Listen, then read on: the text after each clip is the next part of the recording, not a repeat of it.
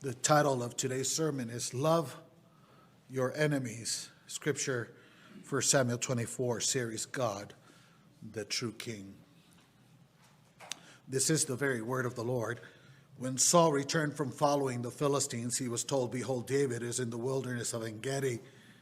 Then Saul took 3,000 chosen men out of all Israel and went to seek David and his men in front of the wild goat rocks. And he came to the sheepfolds by the way where there was a cave, and Saul went in to relieve himself.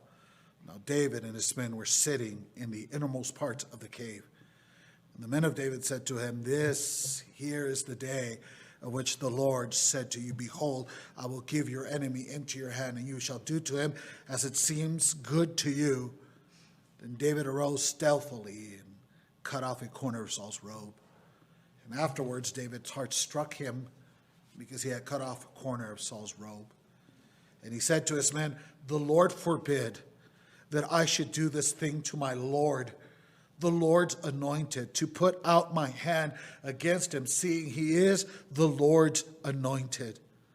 So David persuaded his men with these words and did not permit them to attack Saul. And Saul rose up and left the cave and went on his way.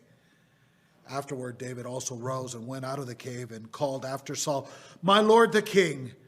And when Saul looked behind him, David bowed his face to the earth and paid homage. And David said to Saul, "Why do you listen to the words of men who say, Behold, David seeks your harm?